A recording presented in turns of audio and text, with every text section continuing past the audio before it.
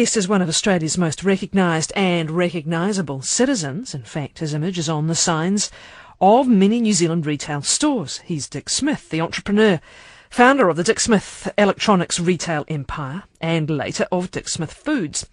The latter something of a crusade against foreign ownership of Australian food producers. A philanthropist, the founder of Australian Geographic magazine, an adventurer, he's made many pioneering and record-breaking flights by helicopter, aeroplane and balloon. And now author and campaigner through a new book on unsustainable growth. Population growth, that is, and the consequences of its pressures on finite resources. The limits of growth is traditionally a leading concern of Green politicians, but is dangerously, Dick Smith says, ignored by most political leaders and by business people. Dick Smith's new book is called Population Crisis, The Dangers of Unsustainable Growth in Australia, and he joins us now on the line from Melbourne. It's great to talk to you. Good morning. Morning, Catherine. You've written at the outset of this book that it was born of surprise and anger, yours, I'm presuming, and when did this really begin to register on your consciousness and become a big concern for you? Well, it really only affected me, or I started to learn about it when my daughter rang me up and said, Dad, they're all off at Copenhagen talking about human-induced climate change, but they don't talk about the elephant in the room. And I said, well, what's that, Jenny? And she said, population. And, of course, the minute she said it, I thought, you're right. If you're worried about climate change that could be human-induced, you've got to actually refer to the fact that we have 7 billion people on this earth and it's going to go to 10 billion.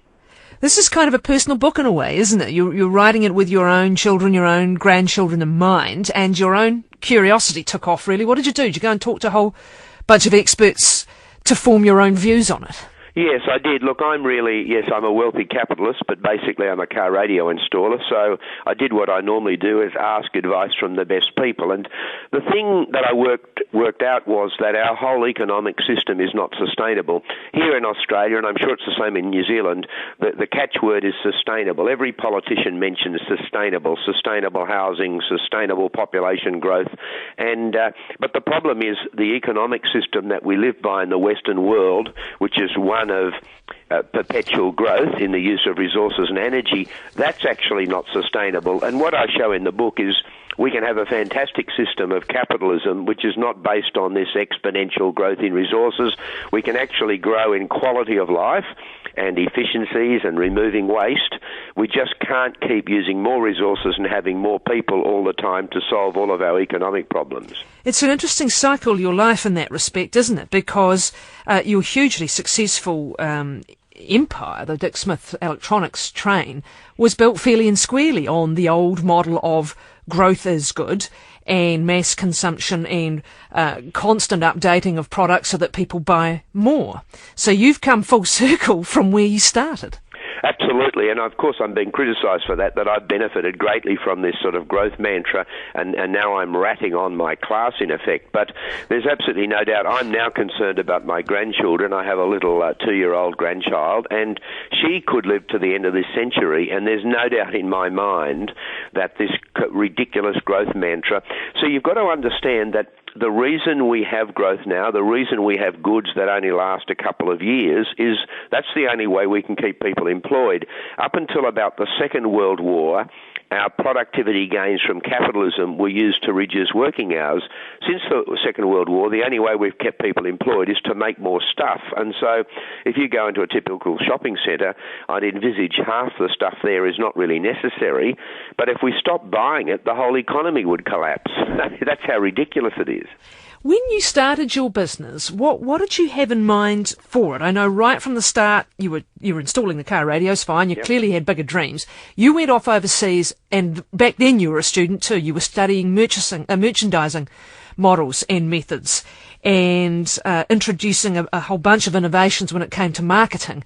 So what was your dream then? Did you want to build a big business? No, my dream was to have 2 or 3 people working for me. It's amazing. I live on Sydney's North Shore, and there was a car radio place at Chatswood which had 3 people. And I said to my wife, we started Dick Smith Electronics with $610. I'd met her. I was in the Rover Scouts. She was in the Girl Guides. And I said, look, we'll start our own business and we'll be like Howard Car Radio. We'll have, I think it was 4 people working for us. Wouldn't that be great? I never thought I would ever do really well and become wealthy. And in fact, when it got to a size of 500 people and 50 shops, and Woolworths offered me $25 million for it, I sold out quickly, and most of my friends thought I was a bit mad and eccentric. They said, I could become a Rupert Murdoch or a Kerry Packer, and I said, well, no, 25 million is a lot of money. It allowed me to go adventuring, it allowed me to spend more time bushwalking in the things I loved, and I never regretted that. I then opened Australian Geographic and did really well out of that. I learnt that I was good at making money, but I've never, even back in those days, I was always suspicious of this growth for growth's sake. I have some friends of mine who are really wealthy, but they're miserable. They say to me, oh, Dick, you're so lucky, and basically their money's controlling them. That's what's happened in society. It's really interesting that you got out of that first business. Subsequently, the businesses seem to have followed your interests, but you got out of that first business as young as 38, and you're saying you're now surrounded by men of similar age to you in their 60s or their 50s or their 60s saying, we can't get out. This is too much, it's too big, I've got to keep running it. Absolutely. It's quite amazing, and some of them are miserable. You mentioned I do a bit of philanthropy. I get great pleasure from giving my money away. I have some friends who are far more wealthy than me, but they give nothing away, and they basically can't. It's just not within their makeup. And I always say, look, I give for very selfish reasons. It makes me feel good. And but these people are so miserable. So anyone who's listening, don't think for a second just because you've got a lot of money, you're happy. A lot of people aren't. Do they, many of the similar-sized businessmen or business people that you might deal with, do they see you as ratting on them when you do turn around now and say, the constant growth can't keep happening, the design of our economies fundamentally needs to change? And is that part of the silence you keep saying is out there among business and among mainstream politicians? Yes, absolutely. Look, people are scared because growth is so easy to make money if you're growing. And I was talking to a senior executive from Woolworths, and he said, Dick, you're absolutely right. He said this mad growth, especially in Australia with population, we're currently 22 million. It's at the present growth rate, we'll end up in 2050 with about 60 million, and at the end of this century, 100 million. And this is an arid country. Also, more to the point, what would the advantage be? Now, for wealthy Australians, growth is good, you're going to make more and more money, but for typical Australians, and it would be the same in New Zealand, you've just got more people sharing the finite cake and everyone gets less. And I've learnt that 8 of the 10 wealthiest countries on earth, which are the Switzerlands and the Swedens, all have small populations, about half Australia's size. They're relatively stable, and everyone with any brains knows that you can't always grow anyway. I mean, when you have a trillion people in Australia or in the world, would that be enough? The fact that you have to admit that you can't always grow means let's start planning for it now. Why is there a silence, though? Is it that for many mainstream politicians and or business leaders, they don't accept your thesis? They still believe that, and let's face it, that the point in GDP growth is to keep up with population growth and keep up people's living standards. That's the argument. But do most of them not fundamentally agree with where you've got to, or do they know it but just don't want to face up to it? I think a lot of them know it, but amazing, the greatest excuse I get here from our politicians is, oh, Dick, I couldn't say that, I would be crucified by the Murdoch press. And they're pretty right, they would be crucified by the Murdoch press. It's immensely powerful here in Australia. It controls 70% of the print media. Anybody who dares question growth is completely rubbish. They're lied about. I'll give you an example. I gave a talk recently where I said, look, Australian families can have 20 kids in their lifetime, but they choose just to have 2, and on average, and which I think sensible. Well, that got distorted into a huge headline saying that I wanted a China-like 2-child policy, and it caused me great embarrassment. Everyone rang me up and abused me. I had people sending me emails saying, which child should I kill, Dick, and things like that. Now, that's what the Murdoch press is about. I call it the evil empire here. Rupert Murdoch is actually a very decent bloke, but I think he's lost control. He, interestingly enough, the fact is that the Murdoch press here rubbishes anyone who dares talk about climate change being a problem, but Rupert himself believes it is a problem, and he's made News Limited carbon neutral. So there seems to be this great disconnect between Rupert Murdoch, who I think is quite a responsible bloke, and his editors, who tend to be completely irresponsible. Some of us like to see a disconnect between owners and editors, but that's a different matter. Yes. Come back to this fundamental system, because you will understand it better than most. And when I talked about you going going overseas and studying the merchandising and studying the models and then building this very successful business that you then sold. What is it about that model? Is it inbuilt, designed for products to be short life, replaced? Is that fundamentally part of what makes these sorts of businesses viable? Oh, it has to be, see, because let me explain to you, up until the Second World War, the productivity gains of capitalism, 2 or 3%, and I cover this in my book, were used to reduce working hours. But after the Second World War, we brought in this measure, gross domestic product, which was just basically, how much can you dig out of the ground, how much can you make, and that became the record of success. Now, because of the efficiencies of capitalism, we would have ended up with unemployment if you end up allowing things to become more efficient.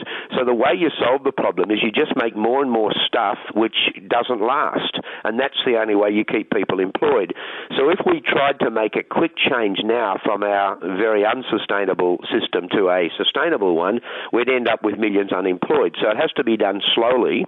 I go into a typical shopping centre. I reckon 50% of what you see there is rubbish you just don't need, but we have to keep buying it. We're on that bandwagon, and it's not sustainable. So one day it will crash. One day we will get to the wall that we hit or the cliff that we go over. I've often said, Catherine, are we the human race like locusts that breed in billions and then die of starvation in billions, or are we like just about everything else in nature, which finds a niche and lives in balance? I'm hoping we can do that. We'll come back to the issue of population in a moment, but when you are talking then about designing the economy differently, from your previous background as a retailer in two completely different sectors, how could you practically do it in a way that doesn't end up with millions unemployed? Right, well, it has to be planned, and we'll have less working hours for the same money, believe it or not, and it has to be planned, and it's going to be very, very difficult, because the easiest way for a capitalist like me to make money is to have growth. It's just so easy. If you have more population coming in all the time, you're going to make more and more profits. And we actually, it's us, the mum and dad shareholders, that are to blame, because we'll throw a board out or a chief executive out if we don't have an increase in profit every year. We'll throw a government out if we don't have the gross domestic product going up. We actually have to change that and say, no, it's a quality of life issue, not a quantity of life. And look, in 50 years ago, my parents, Dad was a salesman, Mum was a housewife. They could afford a house about 20 minutes drive north of Sydney with actually a backyard. Now, that's unaffordable now. The cost of housing in Australia is 5 times less affordable, whereas we're told that every generation is supposed to be better off. Well, in the case of housing and many things, we're worse off, and that's because we've just become too big, too many people, too much demand. All right, well, let's deal with the question of population now. It was certainly in the latter half of the 20th century a huge topic. It was the topic certainly dominating at least one branch of economics. It's had less profile in recent times. Why do you think that is? Well, that's because people like Paul Ehrlich predicted that people in the West would starve in the 80s and 90s. He was wrong because he underestimated the ingenuity of human beings to turn oil into food, and that's why we can feed, admittedly 1 billion are starving, but we can feed 7 billion people, and at the moment the world's planned to go to 10 billion, and we may be able to feed those people as long as the oil lasts, because we have oil for huge farming machinery and, more to the point, for fertiliser. But I have a feeling in future our grandkids are going to say things like, what? You used all the oil that we needed for food, you used it to fly for barley to holidays? I mean, why didn't you have a holiday in Australia or in New Zealand, sort of thing? The way that we waste oil and we act as if it's not finite.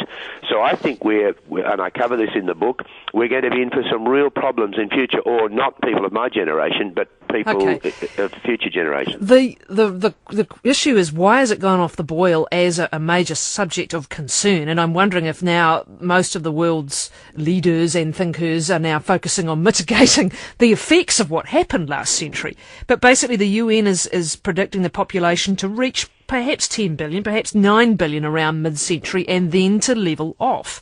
And is that one of the reasons why it slipped behind other global concerns? No, it's because because we're geared to think of the immediate, we first of all, our political system looks in for the 4 years. Will we make decisions now for something that may or may not happen in 20 or 30 years' time? It's a bit like dealing with climate change. No one knows absolutely for sure whether it's happening, so it's very easy to say it won't happen.